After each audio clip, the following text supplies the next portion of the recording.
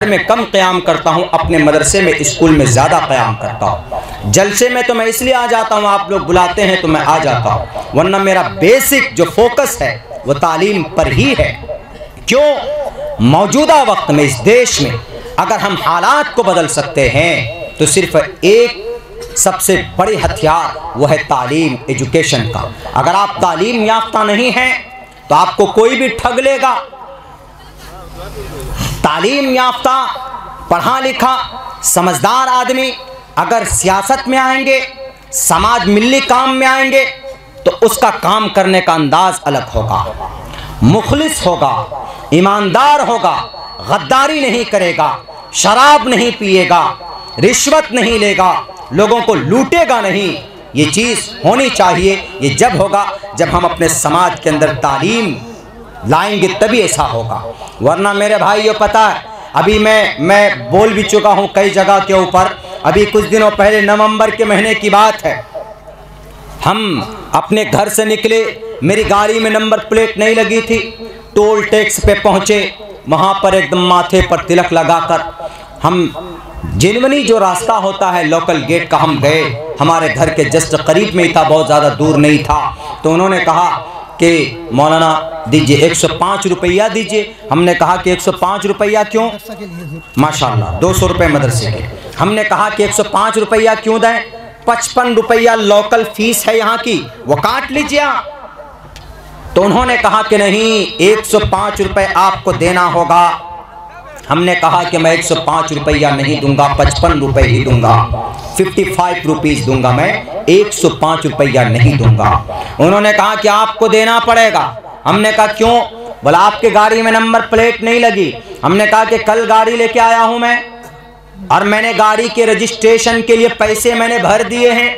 गाड़ी लेते समय ही वो लेते हैं पैसे, तो मेरी क्या गलती है? तुम पूछो ना इन शोरूम वालों से, कंपनी वालों से कि उन्होंने हाथों हाथ हमको रजिस्ट्रेशन नंबर क्यों नहीं अवेलेबल कराया। मेरा क्या कसूर है? और फिर मैं इलाके का रहने वाला हूं, मैं इसी साल की बात आपको बता रहा हूं। मेरे भाइयों, अगर कोई आदमी पढ़ा लिखा ना हो तो उसके जो हक होते हैं, उसके जो सरकार के तरफ से जो हक हुकूक होते हैं, समाज में रहने का जो हक हुकूक होता है, वो उससे छीन लिया जाता है, वो कुछ बोल भी नहीं पाता। लेकिन इस देश में अगर आपको जिंदा रहना है तो आपको अपनी मुंह में आवाज बुलंद करनी पड़ेगी। आपको आपका हक लाकर देने वाला कोई नहीं है, बल्कि आपको अपना हक छीनना पड़ेगा, लेना पड़ेगा, आवाज बुलंद करनी पड़ेगी। और इस्लाम इससे आपको नहीं रोकता है, इस्लाम आपको इससे मना नहीं करता है। अपनी आवाज बुलंद कर सकते हैं। संविधान ने आपको इजाजत दी है। हिंदुस्तान के आर्टिकल 12 से लेकर 35 तक उठाकर देख लीजिए, उसमें फंडामेंटल राइट्स आपके हैं, जनता के हैं, आवाम के हैं, बोल सकते हैं आप। तो उन्होंने कहा कि मौलाना देना पड़ेगा। मैंने कहा दूंगा ही नहीं। गाड़ी बंद करके रोड जाम करके बाहर निकल गया। पुलिस वाले को लेकर आए। पुलिस वाले ने कहा कि सर 9 लाख 10 लाख की गाड़ी में बैठते हैं, 50 रुपये नहीं दे सकते।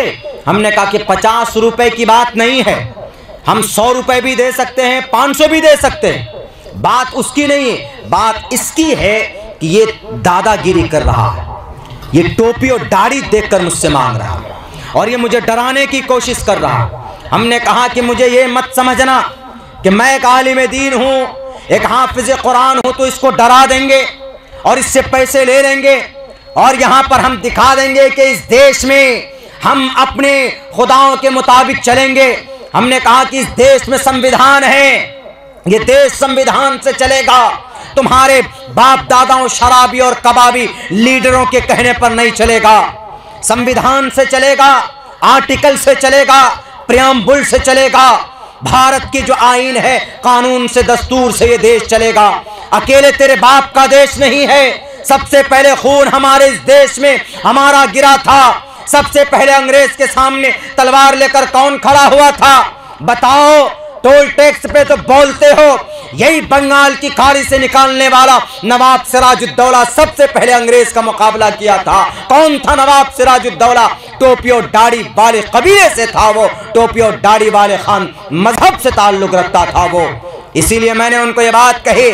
मैंने कहा कि मैं 1 रुपये ज्यादा नहीं दूंगा सर, आप प्रशासन के लोग हैं, आइए हमारी हिफाजत कीजिए, हमको कई इनको बताइए कि मेरा आधार जांच करें, मेरा आधार कार्ड देखेंगे। मैं कहाँ का हूँ? हमने पूछा कि कितना लोकल एरिया में आता? बोला 20 किलो। हमने कहा कि only 90 kilometres away from here to Jokihat my home. हमने कहा कि 19 किलोमीटर है, 1 किलोमीटर तो और बाकी है, इसीलिए लो। फिर भी बोला कि नहीं मानेगा, वो चला गया खैर उधर। हमने कहा कि सर मैं तो बिल्कुल नहीं देने वाला, मैं तो यहीं खड़ा रखूंगा। पीछे से लोग आए, बहुत सारे ट्रक ड्राइवर वगैरह आए, उन्होंने कहा कि जब ये प्रूफ दे रहे हैं तो क्यों नहीं मान रहे। हमने कहा कि सर मैं गाड़ी हटाऊंगे नहीं, मेरी गाड़ी यहीं रहेगी, चाहे किसी को बुला, किसी मंत्री शंतरी को बुला। वहां पर उनका ही एमपी है, वहां पर विधायक हमारा है लेकिन एमपी उनका है। बैरकब उन्होंने कहा कि आप अपने विधायक को फोन कीजिए। मैंने कहा क्यों करूंगा विधायक को फोन, भाई वो किसी काम में मशगूल होंगे, जनता की खिदमत में होंगे। मेरे मुंह में जुबान है, मैं बोल रहा हूं ना, पहले मेरे सवालों का जवाब दे दो ना तुम, तब तुम विधायक के पास जाना या एमपी के पास जाना। हमारे सवालों का जवाब दे दो। हमने कहा कि मैं हाफिज कुरान हूं, मैं कुरान और हदीस का हाफिज हूं। अहादीस भी हमारे दिलो दिमाग में है, कुरान भी हमारे दिलो दिमाग में है। तुम ये समझते होगे कि कानून नहीं जानता है, तुम ये समझते होगे कि यह आर्टिकल नहीं समझता है। हमने कहा कि हिंदुस्तान की कॉन्स्टिट्यूशन का, आईन का, दस्तूर का 350 आर्टिकल, 1 से लेकर 350 आर्टिकल मैं यहीं पर तुम्हें सुना सकता हूं, अगर तुम्हारे दिमाग के अंदर ये घुसा। तो उसके बाद भाई ऐसा हुआ कि बहुत लोग आए, अलग हुआ। खैर फिर क्या बोलता, लाइए अच्छा 50 टका दीजिए। हमने कहा अब 50 नहीं, अब तुम 60 रुपया लो, अब तुम 50 नहीं 5 रुपये एक्स्ट्रा ले लो तुम। वो अलग बात है, बोल सकते थे कि सर नहीं दे दीजिए, ये है बोलने का एक तरीका होता। तुमने क्या सोचा कि हम फला जमात वाले, जमात अलग थी उनकी, एकदम वो वाला चड्डी वाले, नाम नहीं लूंगा मैं। बहुत से लोग हैं जो नफरत की वो बोलते हैं, वरना हिंदू मुसलमानों के बीच में जो मानवता है, जो इत्तिहाद है, किताब जो कहती, किताब मानवता, अहिंसा सत्यम करोदस त्यागा शांति रपैशनम दया भुलेश्वर लूप तवम हीरे चापला। यही मंत्र कहा था ना हमने मोहन भागवत जी को, जो उसने हमको चाय का नाश्ता कराया था, यही मंत्र था ना। और श्रीमद् भगवत गीता का मंत्र अहिंसा सत्यम करोदस त्यागा, जुल्म नहीं, मोहब्बत होनी चाहिए, प्यार होनी चाहिए। किन में? हिंदू में, मुसलमानों में। लेकिन कौन लोग हैं जो ये होली खेलते हैं खून की? वो लोग हैं जिनको कुर्सी पर बैठना, जिनको कुर्सी प्यारी है, वही अनाप शनाप भाषण भी दे देते हैं मदरसे के ताल्लुक से। करप्शन आम है, बेरोजगारी आम है, इसके ऊपर कोई मदद नहीं करेंगे लोगों की, बेचारे को लड़ाएंगे बहरे कैफ। तो वो अगर आप तालीम, मैं जानकार था, मैं डटा रहा, तो हमें हमारा हक मिल गया। अगर वहीं पर कुछ और होते तो डरा कर, धमका कर, धौंस दिखाकर आपसे 100 नहीं 500 रुपये भी ले सकते थे, 500 रुपये भी ले रहे। आप ट्रेन में जाते हैं तो कभी कभी देखते होंगे कि ये गुंडागर्दी होती है। हमारे नौजवान जो आसाम से दिल्ली महाराष्ट्र के तरफ जाते हैं, इनसे भी नाजायज़ वसूली होती। लेकिन नहीं भाइयों, अगर आप चाहते हो कि आपका हक मिले तो आपको तालीम याफ्ता होना होगा, आपको तालीम हासिल करनी होगी। आप दोनों तालीम हासिल कीजिए, कुरान की भी तालीम हासिल कीजिए, वैद की मॉडर्न एजुकेशन भी लीजिए। वैद ज़रूरी नहीं है, वो तो हम कभी कभी वैद इसलिए पढ़ देते हैं, जिन लोगों को एतराज़ होता है तो उनको पढ़कर हम समझाते हैं। अभी किसी आदमी ने कहा कि मौलाना मध्य प्रदेश में जो मीनारे तोड़े गए हैं तो वहाँ पर बेस ये बनाया गया कि इनमें लाउड स्पीकर लगा हुआ था, अजान दी जाती थी तो तकलीफ होती थी, आकर मस्जिद के मीनारे तोड़ दिए उन्होंने, गुंबद तोड़ दी। हमने कहा कि भाई ये तो नहीं होना चाहिए। इसलिए नहीं होना चाहिए कि कल युग में आने वाले कल की जो अवतार हैं वो भी आकर ऊंची आवाज़ में लोगों को पुकारेंगे। जब वो ऊंची आवाज़ में लोगों को पुकारेंगे तो गोया कि वो एक तरह से अजान ही हुआ ना, तो वो भी जुर्म हो जाएगा। हमने पढ़ करके सुनाया उनको पूरा, एकदम पूरा एक श्लोक, उच्चलापि भविष्यति जनुमम विना कोलम च पश्वस्ते शाम भक्षयाम तामम मुस्लिने वसंसकारा कौशैरी भविष्यति तस्मान मुसलवंतो ही जातु धर्म दूषका। उच्चलापि का मतलब, पूरे मंत्र की तशरीह नहीं करूँगा, ऊँची आवाज़ में पुकारना, ऊँची आवाज़ में आवाज़ लगाकर लोगों को ईश्वर की भक्ति के लिए पुकारना। अगर इनको एतराज़ है कि नहीं कुरान की तालीम दी जाती है इसीलिए हम मदारिस बंद करते हैं, तो कुरान में क्या तालीम है? अक़ीमुस्सलाह, अक़ीमुस्सलाह कुरान में है, तो सेम यही मैसेज मंत्र में भी है। क्या है? प्रथमादारका जीवादियोदियन मुजियते तृतीयानन कोडला कार्य चतुर्थदेव चंद्र का पंचम मृदु संयुक्ता। अगर वो ये कहते हैं कि कुरान करीम के अंदर मोहम्मदुर रसूलुल्लाह का नाम लिया गया है, मोहम्मद के बारे में बताया जाता है, तो वेदों के अंदर भी तो कहा गया है मोहम्मदुर रसूलुल्लाह के बारे में, नराशन संवाजिनम वाजन्नी शैदीरम पूषणम सन्मैरीम हे रथम न दुर्गादवसवा सुदानवो विश्व सम्मानो अहंसो निष्पिपर्ता। अगर वो ये कहता है कि कुरान के अंदर सहाबा का जिक्र है इसलिए हम कुरान को बंद कर रहे हैं, तो सहाबा का जिक्र कुरान के साथ साथ में फिर तो वेद को भी बंद कर दो। वेद में कहा गया चतुर्भिर भ्रातृ बिरदेव करिष्यामि कलिक्ष्यम। अगर वो ये कहते हैं कि नहीं कुरान करीम के अंदर क़यामत का जिक्र है, तो हम कहेंगे कि वेदों में भी तो वेदों में भी तो क़यामत का जिक्र है। ओम पूर्णमिदः पूर्णमिदं पूर्णात् पूर्णमुदच्यते पूर्णस्य पूर्णमादाय पूर्णमेवावशिष्यते। अगर वो ये कहेंगे कि हम कुरान पर इसलिए पाबंदी लगा रहे हैं क्योंकि इसमें अल्लाह का जिक्र है, तो हम कहेंगे कि फिर तो वेदों में भी अल्लाह का जिक्र है। एको देवः सर्वभूतेषु गूढ़ः स एक विरदय केवा एक एवं स्मयो विक्षिवीडिया न चिदन्यद विशंसत एको देवा सर्वभूतेषु गूढ़ा न देवा मुरच्छलामिया। साफ लफ्जों के अंदर कहा गया। अगर वो ये कहे कि कुरान करीम के अंदर मौत का तज़किरा है तुम्हारा, तो हम कहेंगे कि मौत का तज़किरा तो श्रीमद् भगवद गीता में भी है, जिसके अंदर कहा गया युनः पिता जनिता युविधाता धामानि वेद भूनावनि विश्वा अविक्तम विक्ति मापन्यम मन्यन्ति माम बुद्धमा परम भाव मजानन्तो ममावियमान उत्तमम। फिर तो करो बंद, उसको भी बंद करो, इसको भी कर दो बंद, है कि नहीं? इसलिए कि मैं कहता हूं अगर कहीं पर यह बात होती है इन टॉपिक के ऊपर उन लोगों को तो दिमाग लगाना ही नहीं चाहिए। अगर कोई मुसलमान नमाज पढ़ता है तो पढ़े, अगर कोई हिंदू भाई मंदिर में पूजा करता है तो करे, अगर कोई सिख भाई एक ओंकारा सतनाम करता विरुद्ध पढ़ता है तो पढ़े, अगर कोई जैन महावीर जैन स्वामी को परमात्मा मानता है तो माने, अगर कोई मदरसा चलाता है तो चलाए, अगर कोई वेद पढ़ाता है तो पढ़ाए। जब हिंदुस्तान का संविधान हमें इजाजत देता है तो इन लोगों को टांग अड़ाने की क्या जरूरत है भाई? क्यों टांग अड़ाते हो इसमें? नहीं जनाब, ये वो फला ढिमाका लव जिहाद ले आओ, फला ले आओ, ढिमाका ले आओ। लव जिहाद का क्या मतलब? अगर कोई मुस्लिम लड़का हिंदू लड़की से शादी कर ले तो लव जिहाद, जेल में भेज दो। अगर कोई हिंदू लड़का मुस्लिम लड़की से शादी कर ले तो प्रेम विवाह।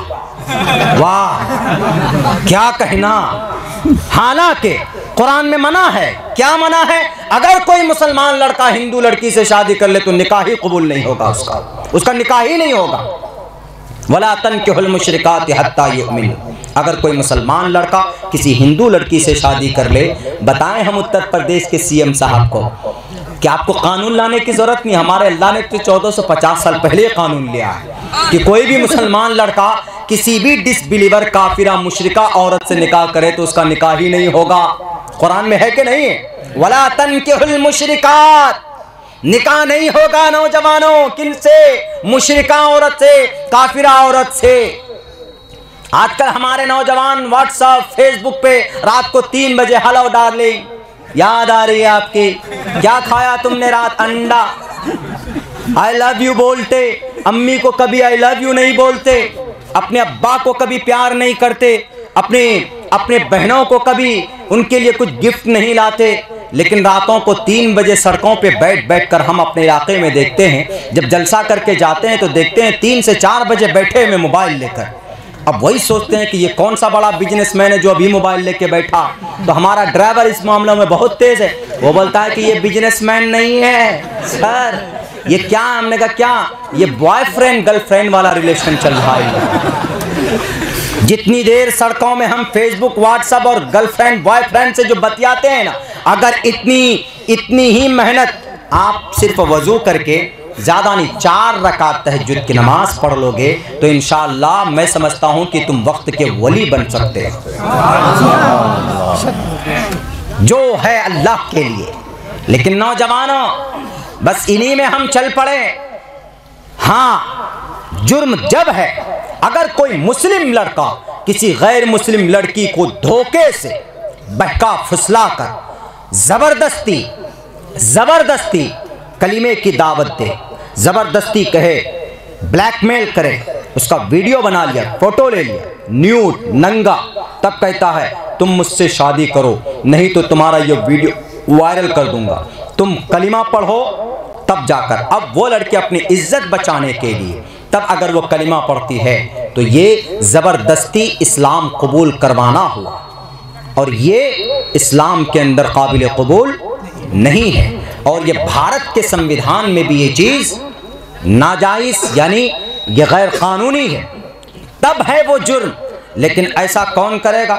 कोई नहीं करता। यहाँ तो प्यार मोहब्बत होती है लड़का लड़की में, और वो दोनों शादी कर लेते हैं। और भारत के संविधान में लिखा है कि अगर लड़की लड़का, हिंदू मुस्लिम, लड़की लड़का दोनों अलग है, लड़का मुसलमान लड़की हिंदू, या लड़का हिंदू लड़की मुसलमान, दोनों बालिग हैं, 18 साल उनकी उम्र है, तो भारत का संविधान कहता है कि दोनों निकाह करना चाहे, दोनों शादी करना चाहे तो कर सकते हैं। भारत का संविधान कहता है, किसी लाल बुझक करके कानून बनाने से बनने वाला नहीं है। हाँ, अगर कोई ज़बरदस्ती इस्लाम का प्रचार करता है ज़बरदस्ती, तो ये गलत होगा। लेकिन मुझे तो मालूम नहीं, आज तक मैंने कहीं पर भी ये नहीं पढ़ा कि इस्लाम का प्रचार ज़बरदस्ती किया गया। इसलिए कि अबू बकर सिद्दीक खुद से इस्लाम में आए, इस्लाम की अच्छाई को देखकर, मोहम्मद की अच्छाई को देखकर, उमर फारूक इस्लाम की अच्छाई को देखकर खुद इस्लाम में आए। हज़रत अली ने खुद से इस्लाम को कबूल किया, हज़रत उस्मान जुन्नूरैन ने खुद से इस्लाम को कबूल किया, हज़रत हमज़ा ने खुद से इस्लाम को कबूल किया, बड़े बड़े सहाबाए कराम ने इस्लाम को खुद से कबूल किया। बल्कि मैं तो कहूँगा श्रीलंका के बॉर्डर पर जब अरब अमारात से, जब अरब कंट्री से हमारे सहाबाए कराम पहुँचे थे, तो उस वक्त वहाँ के बादशाह ने उनके अच्छे आमाल और अफ़ाल को देखकर केरला कालीकट के अंदर एक मस्जिद बनाई थी, उनकी अच्छाई और उनकी खूबी को देखकर, और उन्होंने इस्लाम कबूल किया था पूरे बादशाह के घराने ने। और मैं बताना चाहता हूँ इस भारत के अंदर उन लोगों को जो इस्लाम की अच्छाई पर एतराज़ करते हैं, जो नमाज पर कलीमे के ऊपर एतराज़ करते हैं, जो कहते हैं कि नहीं इस्लाम का प्रचार किया जाता है ज़ोर ज़बरदस्ती से, मैं कहूँगा कि कुरान उठाकर देख लो, कुरान करीम के अंदर कहा गया ला इकराह फिद्दीन, दीन को कबूल करवाने में, इस्लाम को कबूल करवाने में कोई ज़ोर ज़बरदस्ती नहीं। ये मेरा कुरान खुद कहता है। अगर अब्दुल्ला सालिम किसी हिंदू भाई को मजबूर करता है कलिमा पढ़ने के लिए, तो अब्दुल्ला सालिम का ये काम शरीयत की नज़र में भी जुर्म होगा, काबिल कबूल नहीं होगा, रिजेक्टेबल होगा, और कानून के नज़र में ये चीज़ तो अनएक्सेप्टेबल तो होती ही होती। लेकिन एक बात बता दूं मेरे भाइयों, चाइना के अंदर चले जाइए, चाइना में इस्लाम कैसे आया? चाइना में किसने तलवार लहराई थी? किसी ने भी नहीं। भारत के अंदर तशद्दुद रखने वाले नेताओं, एक बात सुन लो, चाइना जियांग हुई शहर के अंदर 36 हिजरी के अंदर हजरत सात लबीद रजी अल्लाह ताला अन्हु पहुंचे थे, तो उनकी खूबसूरत शक्ल को देखकर, उनके नूरानी चेहरे को देखकर, जैसे मोइनुद्दीन चिश्ती की शक्ल को देखकर भारत के अंदर कई हजार हिंदू भाइयों ने कलीमे को कबूल कर लिया था, कलीमे को पढ़ा था। बिल्कुल सेम उसी तरीके से उनसे पहले 36 हिजरी के अंदर हजरत सात लबीद रजी अल्लाह ताला अन्हु की जिस्म, उनकी चेहरे की रोशनी को देखकर, उनकी अच्छाई को देखकर चीन के जियांग हुई शहर के बादशाह ने इस्लाम को कबूल किया था और इस्लाम का प्रचार किया था। इस्लाम जोर और ज़बरदस्ती से नहीं फैला है, इस्लाम तशद्दुद से नहीं फैला है। अगर इस्लाम तशद्दुद से फैलता, अगर इस्लाम ताकत से फैलता, तो ताइफ के मैदान में नबी पाक अलैहिस्सलाम पहुंचते हैं और कहते हैं कि लोगों, मैं कलिमा लेकर आया हूं, मैं एक अल्लाह की इबादत के लिए तुम्हें दावत देता हूं, तुम इस्लाम को कबूल कर लो, ला इलाहा इल्लल्लाह दिल से पढ़ लो, जिंदगी भर के लिए कामयाब हो जाओगे, यहाँ पर भी कामयाब हो जाओगे, मरने के बाद भी कामयाबी तुम्हारी कदम चूमेगी। लेकिन आपको तो मालूम है कि ताइफ के बादशाहों ने क्या किया आपके साथ? मोहम्मद के पीछे पागल कुत्तों को लगा दिया था, शराब पीने वाले लड़कों को लगा दिया था, शराब के जितने भी पागल किस्म के लड़के थे उनको पीछे भेज दिया कि जाओ मोहम्मद इब्ने अब्दुल्ला को पत्थर से मारो, मोहम्मद इब्ने अब्दुल्ला के सर पर गोबर फेंक दो, गलीज डालो, निजासत डालो। मोहम्मद रसूलुल्लाह सल्लल्लाहु अलैहि वसल्लम के सर पर इतने पत्थर मारे गए कि सर फटता है, खून निकलता है, पूरा बदन खून से लहूलुहान हो जाता है, जूते में खून जम जाता है। आपको चक्कर आने लगता है, आप डगमगाते हैं, आप एक दरख्त के नीचे बैठ जाते हैं। उस वक्त के खादिम जो थे उनका तो वो तो बेहोश हो जाते, अल्लाह के नबी के खून को देखकर बेहोश हो गए थे। अल्लाह के नबी अलैहिस्सलाम बेहोश होकर थक हार कर उस दरख्त के नीचे बैठे। अल्लाह तबारक व तआला ने देखा कि मेरे महबूब की हालत किसने की? इन गुंडों ने की है। इनके पास अगर हुकूमत है, इनके पास अगर प्रचंड बहुमत है, तो ये टोपी दाढ़ी वाले को परेशान नहीं कर सकते। अल्लाह तबारक व तआला ने हजरत जिब्राइल को कहा कि जिब्राइल, तुझसे बड़ा ताकतवर आज तक दुनिया के अंदर मैंने किसी को पैदा नहीं किया। तेरी ताकत कब काम आएगी? तेरी ताकत कब काम आएगी? जाओ, मेरे नबी के सर से खून निकल रहा है, जाकर खबरगिरी करो और जिसने यह हालत की उनको जमीन में धंसा दो। जैसे तुमने कौम लूत को जमीन से उठाकर 7वें आसमान पर ले जाकर पटक दिया था, जैसे तुमने शुएब अलैहिस्सलाम की कौम के ऊपर आग की बारिश की थी, बिल्कुल सेम इसी तरीके पर मोहम्मद रसूलुल्लाह के खून बहाने वालों की यह हालत करो। आप अलैहिस्सलाम दरख्त के नीचे बैठे हुए हजरत जिब्राइल अमीन पूरी ताकत के साथ आकर कहते हैं कि मोहम्मद इब्न अब्दुल्ला, ए मोहम्मद रसूलुल्लाह, आपकी हालत किसने की? बताइए, आप जरा बोलिए तो सही, आप हैं वो कौन है? मैं पूरी बोलिए, आप इशारा करिए, ताइफ के दोनों पहाड़ों के बीच में आटे के तरफ पीस कर रख दूंगा, आप सिर्फ इशारा तो करो। नबी के ऊपर एतराज करने वालों, नबी के ऊपर, नबी को पर तुहमत लगाने वालों, अगर नबी पाक अलैहिस्सलाम ने ताकत तलवार के बलबूते पर इस्लाम का प्रचार किया हुआ होगा तो अल्लाह के नबी अलैहिस्सलाम कहते हैं कि जिब्राइल, अच्छा मौका है, जाओ ताइफ वालों को गाजर मूली की तरफ काट दो। लेकिन नबी ने कहा कि नहीं, मैं सिर्फ मुसलमानों का नबी नहीं हूं। ऐ मोहम्मद, जिब्राइल, तुम्हारे पास ताकत है, अल्लाह ने तुमको फुल ताकत देकर, ऑर्डर देकर भेजा है, लेकिन मैं इनके लिए दुआ करता हूं कि अल्लाहुम्मा हदी कौमी फइन्नहुम ला यालमून, या अल्लाह इस कौम को हिदायत दे दे, ये मुझे नहीं जानती है। बताइए दुनिया वालों, जिब्राइल अमीन थे पास में, नबी के पास ताकत थी, नबी तो एक इशारा कर देते, वो जमीन से मिटा दिए जाते, नामो निशान उनका खत्म हो जाता। लेकिन नबी ने कहा कि जिब्राइल, तुम जानते हो अल्लाह ने अपने आप के लिए कुरान में क्या कहा है कि अना रब्बुल आलमीन, मैं पूरे जहान का रब हूं, मैं पालता हूं। लेकिन एक बात तुमको याद है, अल्लाह ने मेरे लिए क्या कहा है? अल्लाह ने मेरे लिए कहा कि ऐ मोहम्मद, तुम पूरी दुनिया के लिए रहमतुल लिल आलमीन बनाकर भेजे गए, मैं किसी पर जुल्म नहीं कर सकता। तो आज लोग बोलते हैं नहीं बोलिएगा, तो ये लोग ऐसे एतराज करें, ऐसे बताइए, समझाइए, इतिहास बताइए।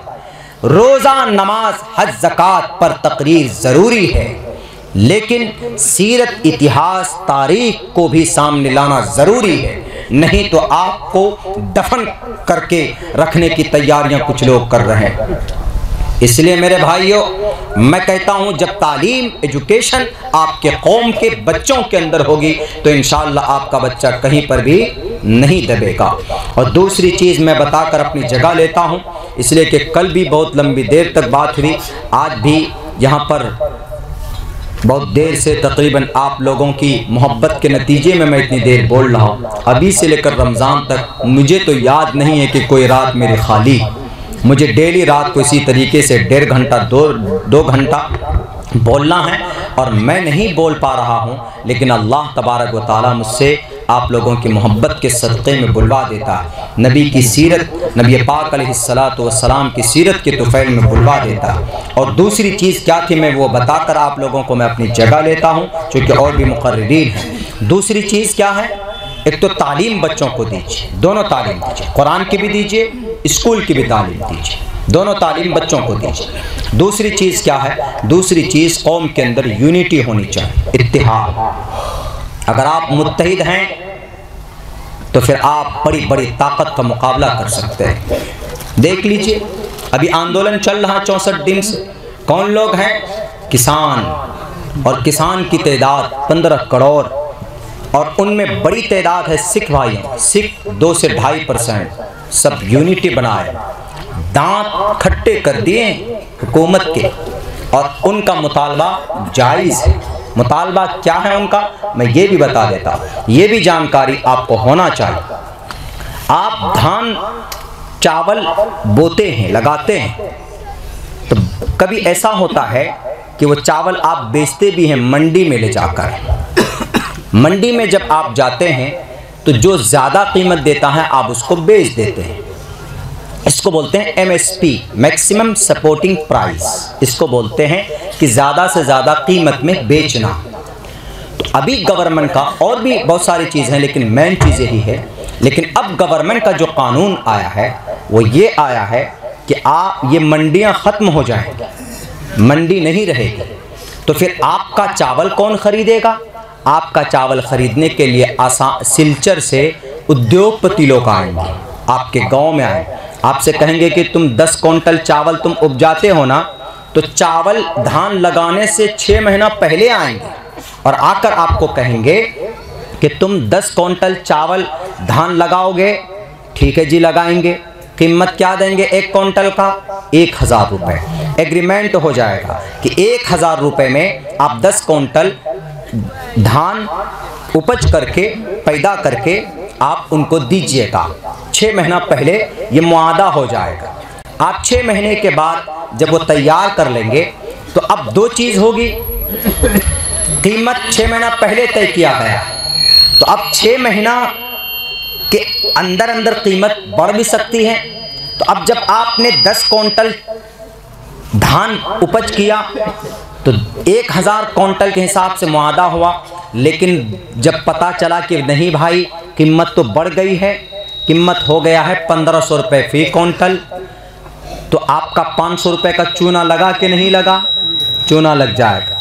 या तो इसका उल्टा होगा कि कीमत घट जाएगी, 700 रुपये क्विंटल हो जाएगा।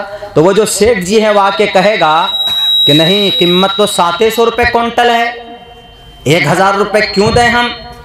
नहीं दूंगा, तुमको पैसे नहीं दूंगा मैं। एक काम करो, तुमको जहां बेचना हो बेच लो। अब वो जाएगा कहां? मंडी तो खत्म हो गया ना। अब बेचारे का वो क्या होगा? 10 क्विंटल धान खतरे में पड़ जाएगा। इसके ऊपर कोई कानून नहीं। इसीलिए किसान आंदोलन कर रहे हैं कि अगर धोखा दे सेठ जी तो हम क्या करेंगे, इस पर कोई कानून नहीं। इसलिए वो कहते हैं कि मंडी रहने दीजिए, मंडी के अंदर ही इन उद्योगपति लोगों को भेज दीजिए, वहीं से खरीदेंगे। ये मंडी क्यों ख़त्म कर रहे हैं? मंडी नहीं ख़त्म होना चाहिए। तो ये जानकारी के ऊपर निर्भर है। लेकिन उस आंदोलन के अंदर इत्तेहाद है, तो इत्तेहाद की बुनियाद पर आज वो इतने स्ट्रॉन्ग है, इतने मजबूत हैं कि हमारे भारत के गवर्नमेंट को सोचना पड़ रहा है कि भाई इनके लिए क्या करें, कुछ ना कुछ करना चाहिए। और आंदोलन करना पुरअमन तरीके से, एहतजाज करना, प्रोटेस्ट करना पुरअमन तरीके से। जब कोई मसला अटक जाता है तो ये हिंदुस्तान के नागरिक को संविधान के मुताबिक इजाज़त उनको मिलती है, वो कर सकते हैं। लेकिन मैं मुसलमानों से ये गुजारिश करता हूँ और यहाँ के हिंदू भाइयों से भी गुजारिश करता हूँ कि हिंदुओं को अलग कर दिया गया, मुसलमानों को अलग कर दिया गया, बांट दिया गया। मेरे हिंदू भाइयों, आप जिन नेताओं के कहने पर अलग हो रहे हैं, आप भी आदम की औलाद हैं और मुसलमान भी आदम की औलाद। ये दोनों एक माँ बाप से पैदा हुए। ओम और हवियावती दोनों विष्णु की गीली मिट्टी से पैदा हुए। प्रधान नगर में रखा गया, कली वहां पर आए और कली द्वारा दोनों को ठग लिया गया और ओम हवियावती प्रधान नगर से बाहर कर दिए गए। ये तारीख हजरत आदम अलैहिस्सलाम की है कि नहीं? सबसे पहले इंसान आदम है। आदम के कोख से मुसलमान भी निकला, हिंदू भी निकला। पहले 2 ही मजहब थे, एक आस्तिक और एक नास्तिक। आस्तिक ईश्वर को मानने वाला, नास्तिक न मानने वाला। आज चाइना के अंदर नास्तिक लोग हैं। एक ईश्वर को जो मानता है वो आस्तिक है, नास्तिक नहीं। हिंदू भाई एक ईश्वर को मानता है रियल में, लेकिन वो अवतार अलग अलग मान लेता, रूप अलग अलग मान लेता। हालांकि उनकी यहाँ किताबों में भी कहा गया कि ईश्वर एक ही है, नाम अनेक अनेक है। इंद्रम मित्रम वरुण मग्निमाही रथो देवस। नाम अलग है, इंद्र है, मित्रा है, वरुण है, लेकिन वो जात एक ही है। इसलिए मेरे हिंदू भाइयों, आपका भी ईश्वर एक, मुसलमानों का भी खुदा एक। एक प्लेटफॉर्म पर आ जाइए तो देखिए ये भारत हमारा कहाँ जाता है, हमारे भारत को कितनी तरक्की मिलती। और मेरे मुस्लिम भाइयों, खुसूसन आपसे मैं कहता हूँ, मुसलमानों में भी जितने मुसलमान चाहे अलग अलग मकतबे फ़िक्र के हों, चाहे आपका मसलक अलग हो, इनका मसलक अलग हो, वो अपनी जगह पर है, लेकिन आप समाज के एतबार से, मकतब मदारिस चलाने के एतबार से, मिली एतबार से आपको एक प्लेटफॉर्म पर आना चाहिए। बहुत से लोग हाथ उठाकर नमाज पढ़ते हैं, बहुत से लोग हाथ नहीं उठाते हैं, तो उनका अलग मसला है, वो मसला उलमाए किराम का है, लेकिन आपके बीच में इंतशार नहीं होना चाहिए। इसलिए कि आप पूछिए, जो हाथ उठाते हैं रफ़ा दैन करते हैं, उनसे पूछिए कि तुम्हारा खुदा कितना है, वो भी कहेगा एक ही खुदा है। और जो लोग हाथ नहीं उठाते हैं उनसे पूछिए कि तुम्हारा खुदा कितना है, वो भी कहेगा कि हमारा खुदा एक है। जो लोग तबलीग में जाते हैं उनसे पूछिए कि तुम्हारा आखिरी नबी कौन, वो कहेगा कि मोहम्मद रसूलुल्लाह। और जो लोग तबलीग में नहीं जाते हैं उनसे पूछिए कि तुम्हारा खुदा कौन, वो भी कहेगा कि हमारा खुदा मोहम्मद रसूलुल्लाह सल्लल्लाहु अलैहि वसल्लम।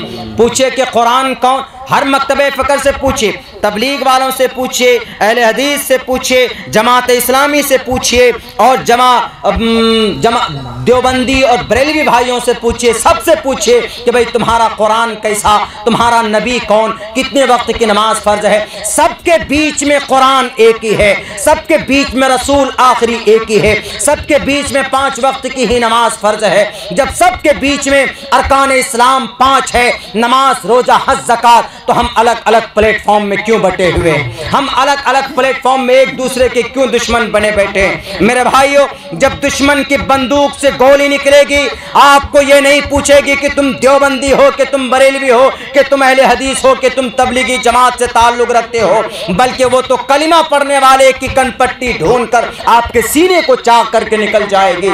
इसलिए आपका मसलक अपने एतबार से आप अमल कीजिए। अगर आप हक पर होंगे तो अल्लाह आपको जन्नत दे देगा, अगर आप हक पर नहीं होंगे तो अल्लाह आपसे सवाल कर सकता है। लेकिन दुनिया के अंदर कम से कम अपने कुरान को, अपने इस्लाम को तो रुस्वा ना होने दो। मुत्तहिद होकर रहोगे तो इंशाअल्लाह तबारक व तआला इस दुनिया के अंदर बड़ी बड़ी ताकत आपको सलाम पेश करेगी। 313 थे, 1000 को नाक में नकेल डाल दिया था जंगे बद्र के मौके पर, लेकिन 1000 थे कब? जंगे उहद में सहाबा बिखर गए थे, सहाबा अलग अलग हो गए थे, तो 70 सहाबाए कराम को जामे शहादत नोश करना पड़ा था, क्योंकि नबी की बात नहीं मानी थी, चूक हो गई थी, थोड़ी सी समझने में उलटफेर हो गया था। तो जिसकी बुनियाद पर 70 सहाबा बड़े दर्दनाक अंदाज में जंगे उहद के मौके पर सहाबाए कराम गाजर मूली की तरह शहीद किए गए। लेकिन जब उससे पहले जंगे बद्र में थे, 313 थे, मजबूत थे, एक दीवार के मानिंद थे, तो उन्होंने 1000 लश्कर जर्रार के नाक में नकेल डाल दिया था, अबू जहर का सर तन से जुदा कर दिया था। मेरे भाई, अगर आज भी आप मुत्तहिद रहे, हर एतबार से मुत्तहिद रहो, ऐसा नहीं कि ये फला जमात से नहीं।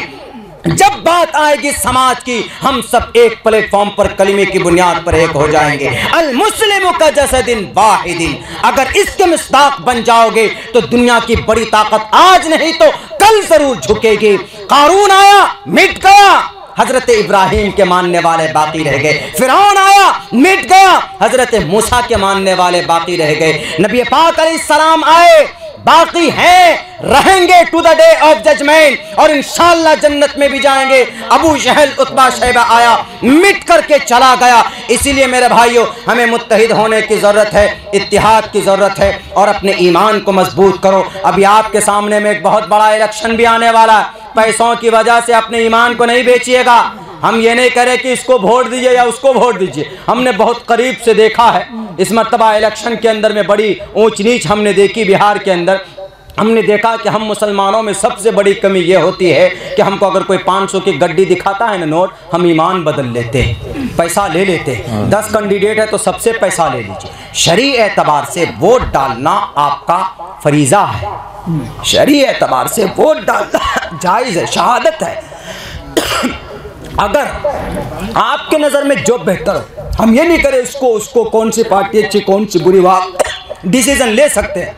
लेकिन मैं इतना कहूँगा कि अगर आपने पैसे लेकर किसी गलत कायद को चुन लिया और जो जो गुनाह वो करेगा तो सबसे पहले उसके गुनाह का वबाल आपके सर पर लिखा जाएगा। क्यों? क्योंकि पैसा लेकर आपने ईमान का सौदा किया। बीबी सुमैया को चीर कर रखा गया था। अबू जहल ने कहा था कि सुमैया पैसा ले लो, कुर्सी ले लो, हम तुमको मिनिस्ट्री दे देते हैं, लेकिन तुम मोहम्मद का इनकार कर दो, उनके खुदा का इनकार कर दो। बीबी सुमैया ने कहा कि अबू जहल कभी नहीं हो सकता, ये दुनिया का नशा नहीं है, मुझे ना तो कुर्सी चाहिए, मुझे ना तो दौलत चाहिए, मेरे अंदर तो बस एक चीज़ है, अल्लाह की वहदानियत और आखिरी नबी मोहम्मद रसूलुल्लाह सल्लल्लाहु अलैहि वसल्लम से मोहब्बत। और एक नहीं अबू जहल सुन, एक नहीं, अगर अल्लाह मुझे लाखों जान दे दे, एक एक जान को काली कमली वाले की शरीयत पर कुर्बान करने के लिए सुमैया तैयार है। मेरे भाइयों, ये जवाब सुनना था अबू जहल का, तेवर बदल गया। पूरे मक्का के अंदर लोग भरे पड़े हैं, बीबी सुमैया अकेला बहस कर रही है, दोनों टांगों को दो तरफ बांध दिया ऊँटों के अंदर, एक खंबे के ऊपर ऐसे हाथ फैलाकर बांध दिया जाता है, दोनों टांगों को ऐसे फैलाकर बांधा जाता है, तब सवाल किया जाता है। अबू जहल ने कहा कि ये नहीं मानेगी। बीबी सुमैया ने जब जवाब दिया तो अबू जहल के तेवर बदल गए। अबू जहल ने कहा कि इसको बीच से चीर कर रख दो। दोनों ऊंट दो तरफ चला दिए गए। बीबी सुमैया के जिस्म के दो टुकड़े हो गए, लेकिन अपने ईमान का सौदा नहीं किया। आज हम नोट लेकर ईमान का सौदा करते? बिल्कुल नहीं। आपका अधिकार है, जिसको चाहे आप दें, लेकिन पैसा लेकर लें, बिल्कुल भी नहीं होनी चाहिए ये चीज। छोटी सी चीज हम समझते हैं कि नहीं 1000 टका ले लेंगे तो कुछ आ जाएगा। 1000 रुपए लेकर पता है वो आपके कितने हजार लूटेगा, इसलिए कि वो भी पैसा खर्चा कर रहा है। इसलिए ये चीज़ नहीं होनी चाहिए, आपकी शरीयत आपको इजाज़त नहीं देती। मेरे भाइयों, 2 चीज़ों पर अमल करेंगे इंशाअल्लाह। तालीम पर अमल करेंगे, मदारिस मसाजिद को बचाने के लिए मेहनत भी करेंगे, बच्चों को भेजेंगे भी और अपने पेट कार कर इन इदारों को चलाएंगे भी इंशाअल्लाह। दूसरे नंबर पर हम मुत्तहिद रहेंगे, सब जितने भी मुस्लिम में जितने भी मकतबे फ़िक्र के लोग हैं वो हम मुत्तहिद रहेंगे इंशाअल्लाह। अब से हालात बहुत ख़राब हैं इस देश के, इसलिए बचना चाहते हैं तो ये 2-3 चीज़ पे काम कर लीजिए इंशाअल्लाह। आने वाले नस्ल जो 10 साल 15 साल 20 साल के अंदर होगी, देख लीजिएगा कि उनके अंदर ताकत और क़ुव्वत ही कुछ अलग होगी। मैंने 500 रुपये दिया। मेरे भाई, मैं आप लोगों से थोड़ा सा ताउन मांगना चाहता हूँ। हाँ पीते। हुकूमत कुछ लोग आपके मदरसे बंद करना चाहते हैं, लेकिन अब क्या हम लोग हाथ पे हाथ धरकर तो बैठे नहीं रहेंगे। हम कहेंगे कि तुम लाख कोशिश करो बंद करने की, हम 2 में से 1 की रोटी खाएंगे, 1 रोटी मदरसे में देंगे, लेकिन हम मदरसा चलाएंगे। क्यों? इन मदारिस की वजह से हमारी शरीयत ज़िंदा है, हमारा कुरान ज़िंदा है। इसीलिए इन मदरसों को आपकी ताउन की ज़रूरत है, ज़्यादा नहीं। 500-1000 रुपये, 100 रुपये, 200 रुपये से अगर आप चंदा दीजिएगा तो आपको ऐसा लगेगा कि पॉकेट से 100 रुपये कम हो गया, लेकिन जब आप मरेंगे, मरने के बाद जब आपको नेकी की ज़रूरत पड़ेगी तो यही पैसे आपकी जान बचाएंगे। इसलिए इंशाअल्लाह हम लोग अहद करें, हर आदमी इस इदारे के अंदर कुछ न कुछ चंदा अभी देगा, अभी इस वक्त दें। रब्बना आतिना फिद दुनिया हसनतन व फिल आखिरति हसनतन व क़िना अज़ाबन्नार। रब्बना ज़लमना अनफुसना व इन लम तग़फिर लना व तरहमना लनकूनन्ना मिनल ख़ासिरीन। ला इलाहा इल्ला अंत सुब्हानक इन्नी कुन्तु मिनज़ ज़ालिमीन। अल्लाहुम्मा इन्ना नजअलुका फ़ी नुहूरिहिम व नऊज़ु बिका मिन शुरूरिहिम। या अल्लाह, हमारे सगीरा और कबीरा गुनाहों को माफ़ फरमा। या अल्लाह, हमारे तमाम लग़ज़िशों को, कोताहियों को दरगुज़र फरमा। या अल्लाह, जितनी भी बातें कही गई हैं उन पर 100% अमल का जज्बा पैदा फरमा। या अल्लाह, जिस मकसद के लिए जलसा मुनाक़िद किया गया है, जायज़ मक़ासिद में कामयाबी अता फरमा। या अल्लाह, इस जलसे की बरकत से इस इलाक़े के अंदर दीन की फ़िज़ा को आम फरमा। या अल्लाह, इस इदारे की निस्बत पर यह जलसा मुनाक़िद किया गया है, या अल्लाह, इस मदरसे को दीन दुगनी रात चौगुनी तरक्की अता फरमा। या अल्लाह, इस इदारे के अंदर पढ़ने पढ़ाने वालों के अंदर खुलूस पैदा फरमा। या अल्लाह, यहाँ से निकलने वाले एक एक हाफिज़ कुरान को, आलिम दीन को दीन की खिदमत के लिए कबूल फरमा। या अल्लाह हमारे मदारिस की तरफ दुश्मनों की निगाहें उठी हुई है, या अल्लाह हमारे मदारिस की हिफाजत फरमा, हमारे मसाजिद की हिफाजत फरमा, खानकाह की हिफाजत फरमा। या अल्लाह आज हम लुट रहे हैं, पिट रहे हैं, या अल्लाह हमें मारा जा रहा है, काटा जा रहा है, या अल्लाह हमारे आमाल बद का नतीजा, हमारे गुनाहों का नतीजा। या अल्लाह आज हम इस मजलिस में बैठकर अपने गुनाह से तौबा करते हैं, इस्तिग़फ़ार करते हैं। या अल्लाह तो हमारे तौबा को कबूल फरमा, या अल्लाह तो हमारी तौबा को कबूल फरमा। या अल्लाह हम शरीयत से दूर हो गए, या अल्लाह हम मोहम्मद रसूलुल्लाह सल्लल्लाहु अलैहि वसल्लम की सुन्नत से दूर हो गए। या अल्लाह सुन्नत के मुताबिक ज़िंदगी गुजारने की तौफीक अता फरमा।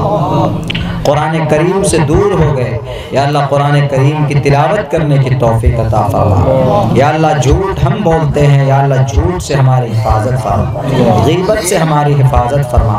हमारे समाज की बहू बेटियों को पर्दे के अंदर रहने की तौफीक अता फरमा। या अल्लाह हमारे इस देश में नौजवान मुसलमान मासूम को जेल में डालकर मारा पीटा जाता है। या अल्लाह हमारे ऐसे नौजवानों की रिहाई के असबाब पैदा फरमा दे। या अल्लाह हमारी मस्जिदें शहीद की जा रही हैं, या अल्लाह हम नमाज नहीं पढ़ते हैं, इस वजह से हमारी मस्जिदें शहीद हो रही हैं। या अल्लाह हमें पाबंदी से नमाज पढ़ने की तौफीक अता फरमा। या अल्लाह हमारी इस छोटी सी मुख्तसर सी मजलिस को कबूल फरमा। इस जलसे में जिन लोगों ने या अल्लाह ताउन किया है, या अल्लाह मदद की है, उनके देने को कबूल फरमा, निजात का ज़रिया बना। या अल्लाह हमारी इस बैठक को, हमारी इस मजलिस को, हमारे इस जलसे को नबी पाक अलैहिस्सलातु वस्सलाम के सदक़े तुफ़ैल में कबूल फरमा। सल्लल्लाहु तबारक व तआला अला खैरि खल्क़िही मुहम्मदिन व आलिहि व अस्हाबिहि अजमईन बरहमतिका या अरहम।